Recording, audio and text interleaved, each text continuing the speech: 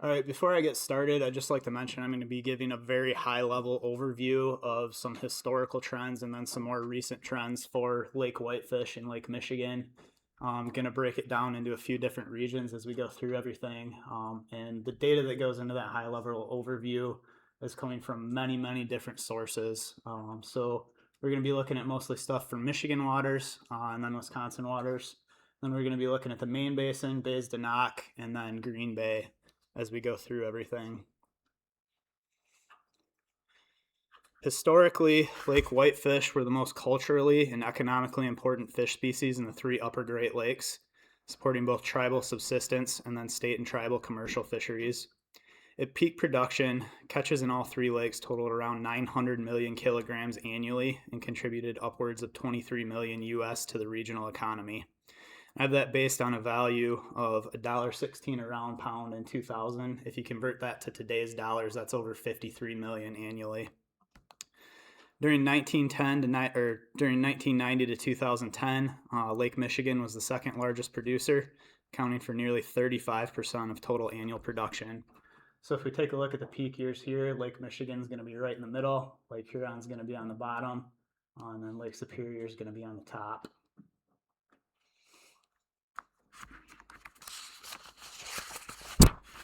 So if we take a figure of lake-wide yield and look at that and some of the changes that have occurred through time, we see that some of the earliest records were around 3.9 million kilograms in the late 1880s, early 1890s. Basically what occurred prior to this time was large-scale deforestation, habitat degradation, and then large-scale commercial fisheries. So although we see peak catches during this time period, we're likely looking at something that's already been degraded as far as stocks go. Maybe we'll get to my other box.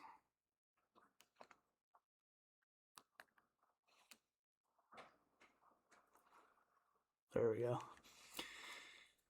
Catches were highly variable during 1900 to 1950, averaging about 1 million kilograms annually, but they declined by about 99% when lamprey became established. And during the mid-1950s, we see kind of all-time lows there. After lampreys were controlled after 1960 and the passage of the Great Lakes Water Quality Agreement in 1972, catches just skyrocketed, and then we're all the way back up to what our historical peak would have been, right around 3.6 million kilograms in 1996. When we get to the period where we see Dracenid invasions, roughly around the mid-2000s, we start to see the lakes clearing up, we start to see productivity going down, and then once the Dracenids are established, specifically quaggas, we start to see catches decline. So in 2020, which is the most recent we have for lake-wide, we're down around 971,000 kilograms. So most of this is due to large-scale ecosystem changes after Dracenids, and then also the loss of Diparia once they became established. So if we take a look at 2010 catches versus where we're at right now in 2020, we're down about 52% lake-wide. So this kind of sets the stage historically, and then the next thing I'm going to do is sort of talk about where we are today. I'm going to break everything up into three areas, and then I'm going to combine two of them and sort of show trends in two different areas that are kind of behaving the same. So historically, we had the main basin, Bays de Noc, and Green Bay. And we can kind of think of these three areas as behaving a little bit differently, a little bit the same. The main basin is sort of going to be kind of counter to what's going on in Green Bay. Green Bay is kind of the bright spot right now. Bays de Noc are going to be right in the middle of the main basin in Green Bay, but they're going to be sort of trending more towards the main basin later on in the time series. So if we take a look at where we're at right now, everything shifted predominantly from the main basin and Bays de Noc to southern Green Bay. That's kind of the bright spot.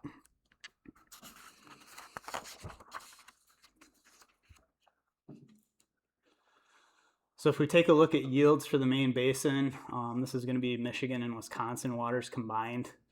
We see we're about 1.5 million kilograms average between 1990 and 2010. Right now we're less than 10% of that post-decline.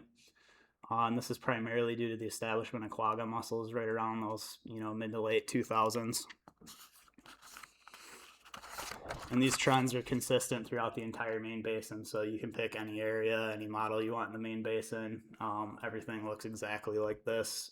Some parts of the southern main basin, we're seeing fish that are, in their 20s, and that's the majority of the population. If we take a look at Green Bay, kind of contrast the main basin a little bit. We see that catches peaked at 1.2 million kilograms in 1997, and then abruptly shifted down and dropped to 220,000 kilograms in 2000. And this sort of corresponds to when Dreissenids became established.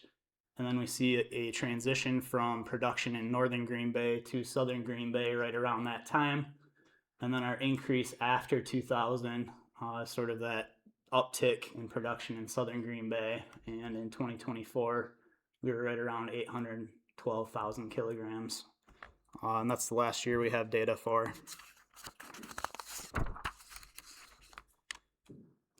If we take a look at Bays de Noc, it's kind of a hybrid between what we see in Green Bay and then the main basin. We see these peaks in 1990 to 2010. We see this decline like we saw in Green Bay. We see a little bit of a peak after that. And then once we get sort of towards the end of the time series, we're about 20% of what pre-decline levels are. And this is more similar to what we see in the main basin and the Green Bay. So in some of the next slides, I'm going to lump these two together just for simplicity and to kind of go through everything a little bit faster. So if we take a look at the current status, prior to 2010, the main basin contributed about 60% to total lake-wide catches. So we're looking at this black area right down here.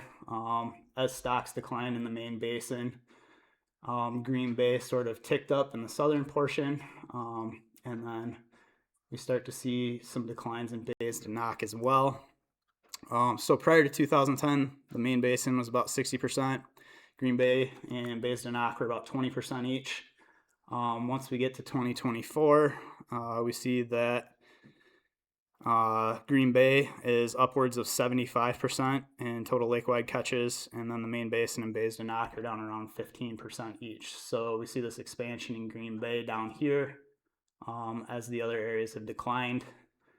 And the problem with that is it hasn't been able to offset what we've seen for declines in some of the other areas. So overall, we've seen about a 70% decline.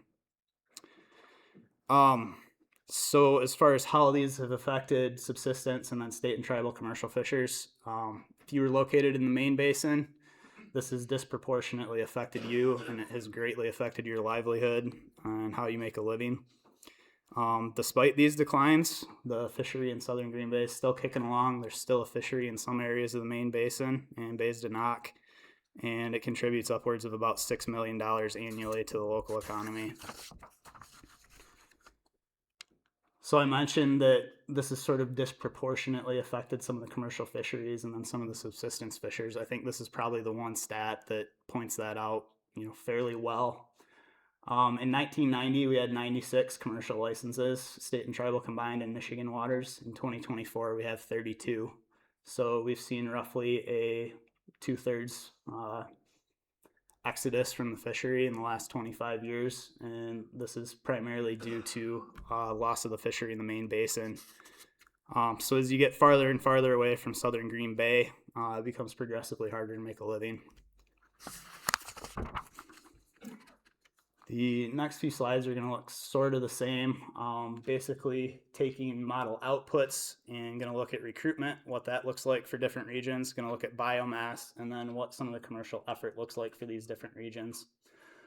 So the first slide I have here is main basin and Bays de Noc combined. Again, these are kind of all behaving similarly. What you see is a rapid population growth and recruitment. Early on in the time series, you get to about the early to mid 2000s, and then when we start to see Dreissenids become established and then proliferate, we start to see this pretty dramatic decline. Where we're at in the last model years in 2023, we're probably right around where we were some point in the 70s or 80s. We're certainly lower than what we were in the contemporary time period as far as our highs in the 90s and 2000s go. If we take a look at biomass, kind of mirrors what we saw for recruitment, and it just lags behind a little bit. So we're going to see an increase in biomass around the mid-2000s. And then as we get past the mid-2000s and we start to see quaggas become established, we start to see a decline in recruitment, and then a decline in biomass follows that. And again, in 2023, we're pretty much at all-time lows for the contemporary period. If we take a look at how this has affected trap net effort in the commercial fishery in the main basin and Bays of Knock, we see this peak up here, relatively high. Once stocks become where they're at with all-time highs, we start to see this dip, likely commercial fishers maintaining catches with less effort. After stocks start to decline, we see this peak here, likely chasing yields. And then as stocks start to decline even more, we start to see this precipitous decline, and that's likely commercial fishers limiting their effort and then leaving the fishery as whitefish start to decline. If we take a look at gillnet effort for the main basin and Bays of Knock, it's pretty similar. We see relatively high levels up here. We see this dip in the mid-2000s when abundance is really high. We see them start to chase yield, and then as stocks decline, we start to see this exodus from the fishery. I'm going to kind of transition over to Green Bay. This is kind of the bright spot in southern Green Bay. The time series for the models are a little bit shorter than what we saw in the last one, so I wanted to set the stage a little bit before we get into those.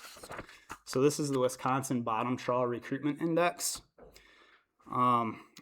When we get to the early part of the time series, the blue bars are all lake whitefish, and then the yellow bars are young of year lake whitefish. So with the blue bars, the gear basically catches age 1 and age 0 fish really well, and then not so much the older fish. So it's really a pretty good index of what recruitment looks like throughout the whole time series. If we take a look here, we kind of see a ramp up in 2003 and 2004.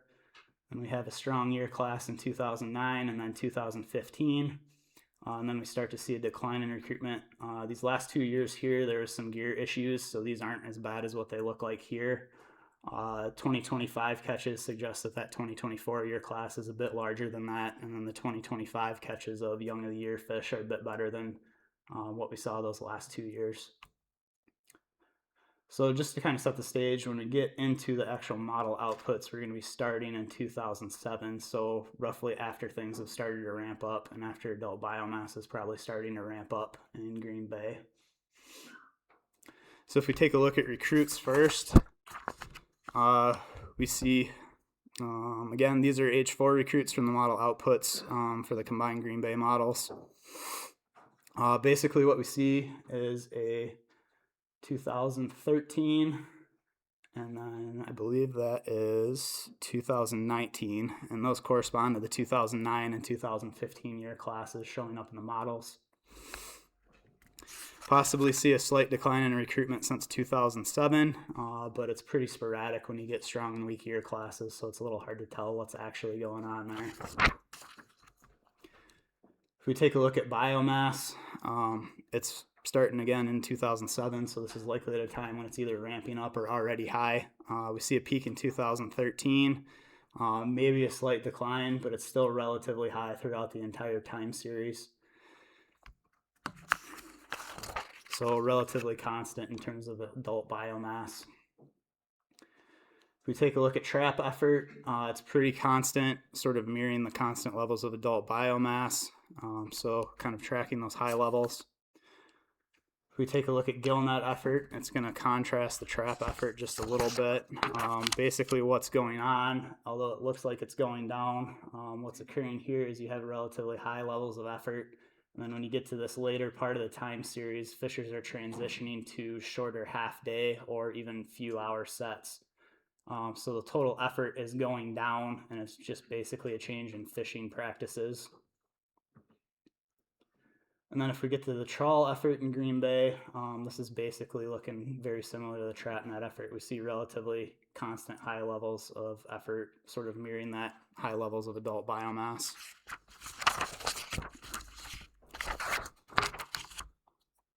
So I kind of want to leave everybody with some summary points and some take-home points here. We see recent declines pretty much everywhere but Green Bay.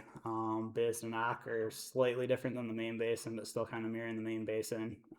Sort of the one bright spot is that southern Green Bay there, but it's really been unable to offset the declines we've seen everywhere else. So total lake-wide for those three areas, well, I shouldn't say lake-wide, those three areas combined, it's been a 70% decline, and that was the vast majority of the fishery historically. Young year index for Green Bay suggests strong year classes in 2009 and 2015. Those do show up in the model estimates at age 4. It's been pretty moderate year classes otherwise. And again, I want to point out that these aren't quite that low just due to gear issues. But again, recruitment has probably been declining since about 2015. Currently, catches are well above post-sea lamprey lows of the mid-1900s. That's kind of a place we don't want to be as far as managers at a lake-wide scale. So you can kind of see where we're at right now. You can kind of see where the lows were post-sea lamprey. Limited recruitment, pretty major problem, especially in the main basin. Future sustainability in the main basin is probably going to require a coordinated multi-agency management effort. That's kind of the point where these stocks are right now. And then we do need to continue to monitor recruitment in Green Bay and make sure we're not trending in the wrong direction there. So with that, I will take any questions. I think I do have some time.